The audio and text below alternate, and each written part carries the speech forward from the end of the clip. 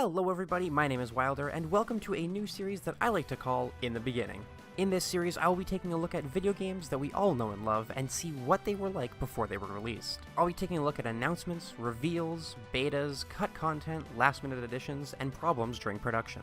I thought that a nice introduction to this series would be an episode on my favorite game of all time, Tales of Symphonia. Now before we get into the video, I want to put a spoiler warning here.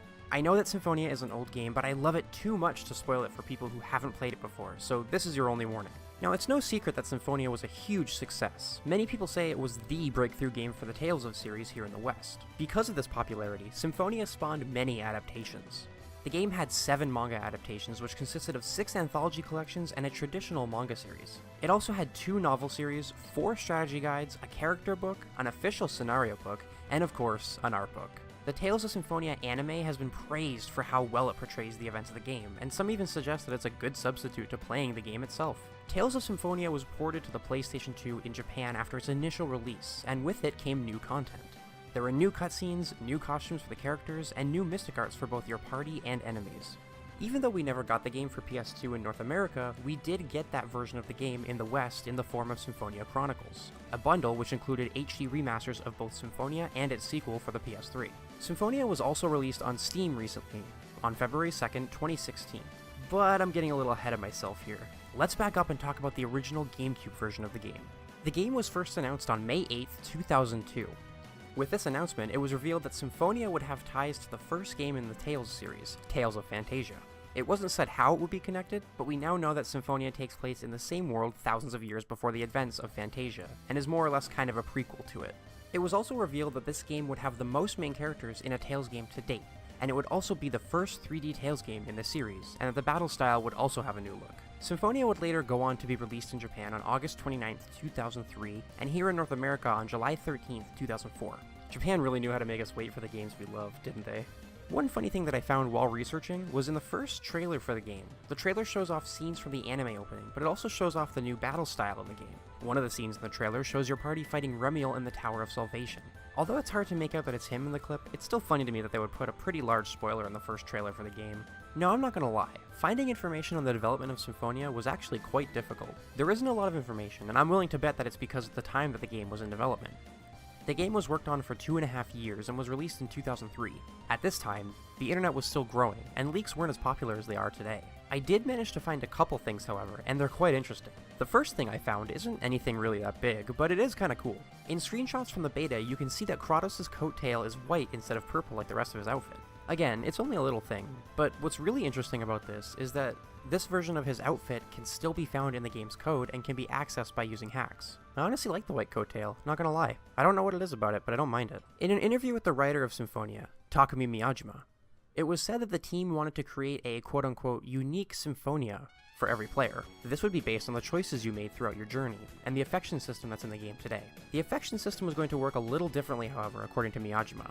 He had written many scenarios around the system, with the most notable scenario surrounding Zelos Wilder. Based on your choices and interactions, there would be extra scenes you could trigger with the character that had the most affection for Lloyd that you wouldn't be able to see otherwise. Although this is found in the final game during the Flanor cutscenes and at the end of the Torrent Forest, it was implied that the extra scenes would take place all throughout the game and would start quite close to the beginning. Zelos plays quite a big role in the final game, but the team actually had a slightly different idea for the character during production. In Symphonia, if you choose Kratos during the Flanor scene, the party will end up fighting Zelos in the Tower of Salvation. Afterwards, there will be a scene in which he ends up dying. As you proceed through the game, Kratos ends up taking Zelos' place in your party to fill up the gap. The team had played around with the idea of Kratos returning to the party since early in production. However, at one point, Zelos' death and Kratos' return were going to play out very differently. Miyajima said that depending on Zelos' affection, the game was going to change quite drastically. If he had the lowest affection of anyone in your party, then he was going to die early on in the story. If he was anywhere in the middle, then he would die at the end of the game, and if his affection was the highest, then he would actually live. Information about Symphonia's development was hard to find, but this interview got me thinking about how different the game was actually going to be. Would Zelos' death have been canon? Would the main story have played out differently because of Zelos' arc? In the game today, Colette starts out with 500 affection while everyone else starts at 0. This is because choosing Colette and Flanor is canon, and the team wanted to push you a little more towards this. Would this have changed due to Zelos' affection needing to be the highest in order for him to live? There are a lot of questions surrounding this interview, but one thing is for sure, the team planned to make a very different game based on this information alone. I, for one, would love to hear more about what the early version of Symphonia was like. I'm honestly just glad that Zelos' death wasn't canon. Tales of Symphonia is definitely my favorite game of all time, and it was very interesting learning about what the game could have been instead of what we have today. Like I said before, information was hard to come by for the production of this game, but I still enjoyed what I learned, and I think this is a nice start for my new series. I plan to continue it for now, so if you have any ideas for future games that I should cover, then let me know in the comments below. Thank you so much for watching, and as always, I will see you in the next one. Hey everybody, my name is Wilder. Thanks for checking out the video, I really appreciate it. Welcome to my end slate. I decided I'd do one of these because I see a lot of people do them and they look kind of fun, so why not? I don't know, I thought I'd like it. Thanks for watching the video, I really appreciate it. I had the idea to do this series, and I just went ahead and did it. I thought Symphonia would be a nice start, so yeah. Definitely let me know what you think, because I want to continue doing these.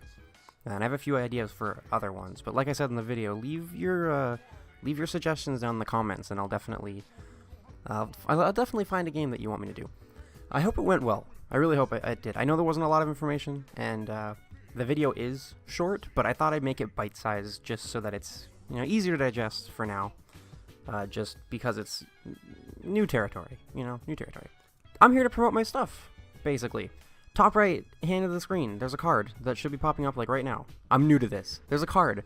And it's going to lead to my Let's Play of Harvest Moon, A Wonderful Life, which is still coming out, don't worry. I had to take a break because I was getting really burnt out, which is why I have this video up right now. But if you want to go see that, you want to go see my Let's Play, hit that card in the top right. Yeah, and then at the end, I'll have some videos linked, and they'll be in the description too. One of them is going to be just a playlist that is in the card, and the other will be a video like this, which is The Legend of Zelda as an RPG, which is another discussion video that I did. But don't worry, Harvest Moon is coming back. Just I'm gonna need a little bit more time because I did get a little burnt out on it because it was all I was uploading, and I wanted to upload something else, so forgive me. But yeah, thanks for watching. Leave a like if you enjoyed the video. I appreciate it. It really does help me a lot. And hit the subscribe button if you want. It's up to you. Anyway, that's it for me. I like this. This is cool. Thanks for watching, guys, and I'll see you in the next one.